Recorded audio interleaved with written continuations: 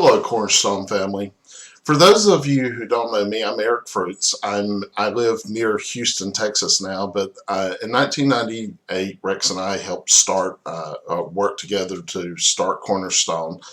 And I've been helping out the church over the last couple months by getting our videos on YouTube, posting announcements and stuff on our Facebook page. And yesterday, Rex preached two very powerful sermons. Sunday morning service was the new spiritual norm, where we talked about how this COVID-19 crisis is changing how the world and Christianity as a whole is changing.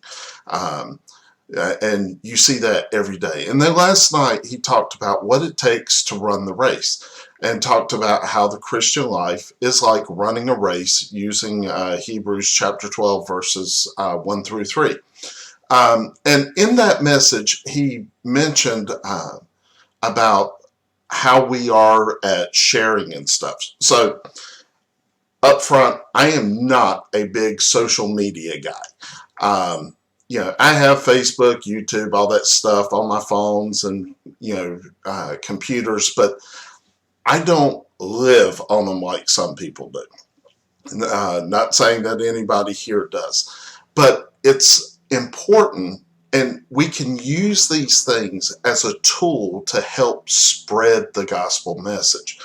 And I just wanted to give you kind of an inside look at what you can see. So if I switch here to my screen, so this is my Facebook page. And like I said, I'm not a big social media person. I've been on Facebook more in the last 2 months than I've probably been in the last 2 years. So you'll see here on my Facebook page, I see all these things. One concern people have, you've heard all the stuff in the news about how, Facebook was used for the 2016 election and all that stuff. Well, things like this, like, hey, pick what your birth coffee to reveal what kind of person you are. These are clever schemes to get information about you. But anything that comes from Cornerstone is not going to be taking any personal information. So let's go to the church's Facebook page. So here you'll see on our Facebook page, you can see this is an ad that got thrown up there. I'm leaving it up there just in case anybody else wants to look at it. It looks like they're adding a new feature where we could use Facebook Messenger, and if we wanted to, I'm sure you've seen on the news and stuff where people get in these meetings and everybody, like how you're seeing me right now, you see everybody on camera and they talk back and forth. Could be something we could use. I don't know. Hopefully you guys will be getting back into your church Sunday, and a lot of this virtual stuff will be done with. But Facebook, YouTube, these are still tools that we can use to get the message out. So, Rex mentioned last night, he was talking about the number of shares. So here on Facebook, you'll see that it very easily tells me, so the message last night, and what I've been doing, if you guys haven't noticed, there's the live message that comes out, and then there is the I take the message, I put it on YouTube first, and it's on Facebook because it comes from Facebook. It comes live. It has all the announcements. It has the prayer list and things like that. And then what I'll do is I'll cut all the stuff at the beginning out and then just share the message. So you have two options to share. You can either share the message or you can share the live stream. So you see that last night's message, only 4 people shared this message. So it's been what, a little over, a little over 12 hours. Here you can see, and what I'm doing is I'm marking them as announcements so they show up in the very top. So here you'll see Here's where we had the live stream, and you can see that it's a replay. You can see the comments that people make during the message or following the message. You can see we had 8 comments and 3 shares to this. And on and on and on. And you can see, here's where I took the live stream and made it just the message only. It's only been shared 1 time. These likes and hearts, these are also good. These tell Facebook and YouTube, which I'll go to in a second, that there is interest in your video. So if someone out there were to just go on the internet, let's do a Google search. I'm just going to pull this up here. So Rex preached a powerful message last Wednesday night on the Believer's Bill of Rights. So if I type in Believer's Bill of Rights, I'm just searching for it, just Google search. And I misspelled it, of course, because I'm recording this video. So, here you'll see, a bunch of different things, but the more engagement we have on Facebook or YouTube, the higher things like this move up. So if someone's out there and they're searching for answers or something, sharing, liking, loving videos are excellent ways to get that message out. So let you see a page that most of you can't see. So here in the insights, we can see the number of members in our Facebook group. So here in our Facebook group, you'll see that 28 days ago we had 331 members. Today we have 349 members. Let's look at the last 60 days. Let's really break that out. On March 19th, which is when we really first started having to do all the virtual stuff because of COVID-19, we were at 269 members. So we've increased 80 members to our group in the last 60 days. And then you'll see here, you're going to see, active members. So we have 337 active members. And, I had to look it up because I'm not a social media guru. These are the number of people who were active in the group per day in the specified date range. A person is considered active in the group if they viewed group content within the group or via a news feed. So to be active, that means you just clicked on the Facebook page and looked at it. Engagement lets us see how many posts were made. There have been 47 posts. Again, you've got your number of active members. You see your popular days, popular times, and you can even see some of the top posts that are in here. So let's go over to the church's YouTube page. Again, I'm recording these videos from Facebook. So you see here on our YouTube page, you see both videos. This is the live stream, and this is the message only. And you see, I'm putting that description down there. Now, if I look here, you'll see I can see how many times it was viewed just by this. Any person can see this. This is nothing special. You can see how many people. If I click on this video, so I'm going to click on this video. I'm going to mute the audio so it's not talking in my ear. You'll see this is what I've been putting up on YouTube. So Leonard has his hands full trying to just get it out there where it's on Facebook, and then I'm taking it on YouTube. And when Rex gives me the scriptures ahead of time, I'll create slides and stuff like this, you know, uh, to jazz it up. I don't know if anybody likes this, no comments, because you'll see there's no comments to this video. Don't know if anybody cares about these notes I'm doing, and forgive me, y'all get to see how bad I am at typing. I'm going to blow this up full screen because it's a little hard to see with this smaller window here. But you'll notice it's being covered up here. You'll notice when you watch this, you can see in the corner, this is coming from Facebook. This shows how many people are watching.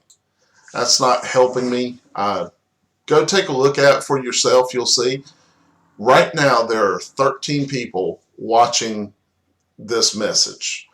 And I can tell you last night when he made the comment about the sharing and things like that, I think the highest we ever got up to were 15 people on Facebook. The entire time I showed one person on YouTube watching, and I'm pretty sure that number is me. Now, let me go back and show you. So this is the YouTube studio page. This is where I do all my thing.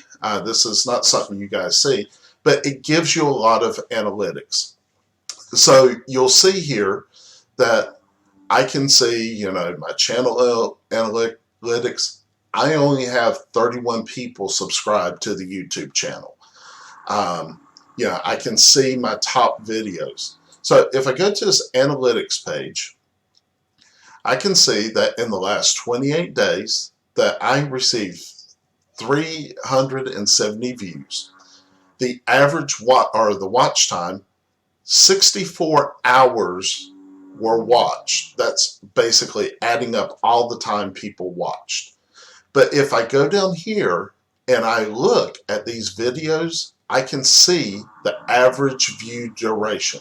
So here you'll see that what are you savoring? That's our top thing. It was viewed by 32 people for an average watch time of 9 minutes and 9 seconds, or only 13.8% of the video.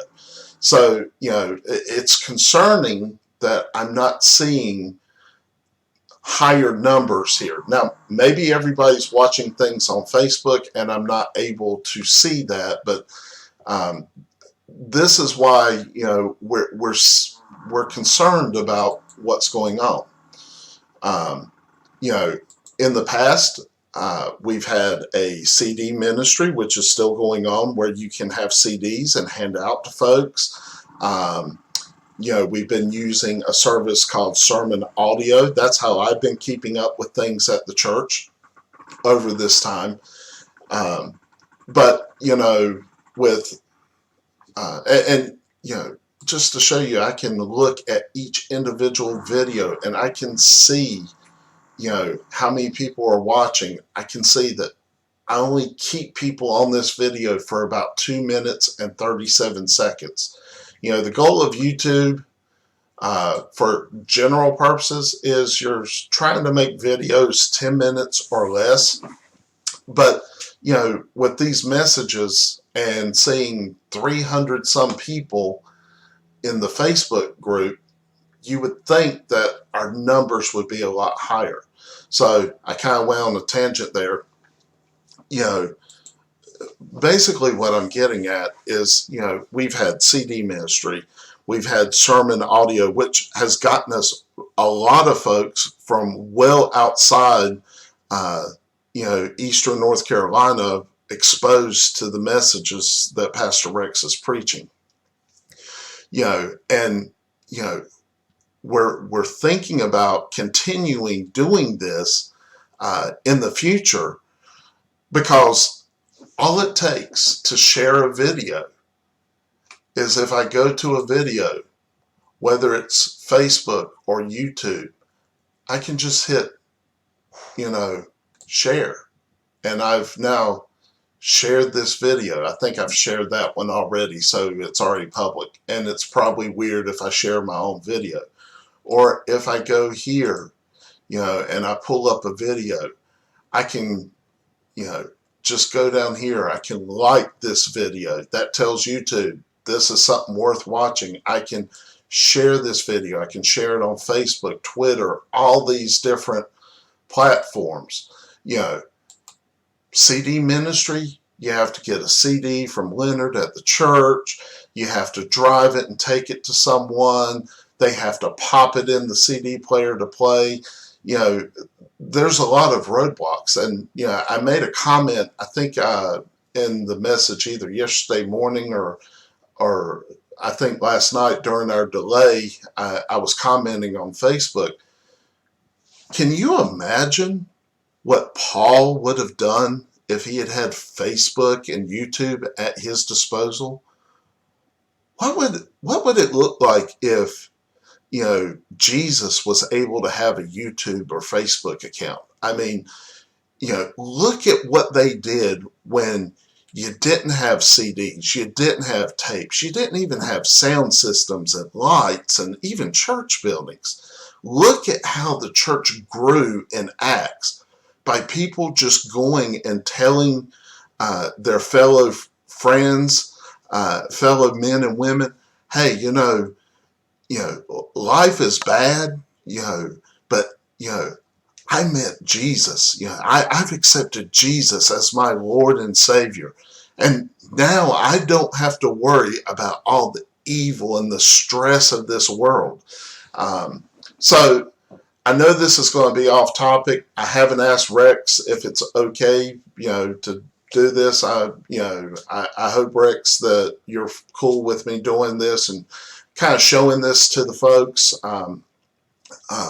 But I just, wanted to just take a moment and show you how we can see what's, how really, this time where we've been doing this virtually, we're showing the world how important we think our church is. And and maybe the analytics are off. There's been all kinds of reports that things that are very conservative and things like that are being skewed. But I think we're so small, we're flying under the radar. Satan doesn't care about Cornerstone Free Will Baptist Church in Fountain, North Carolina's little YouTube page and Facebook page, because for the most part it doesn't look like anybody but us are looking at it. So I hope this was beneficial to you, and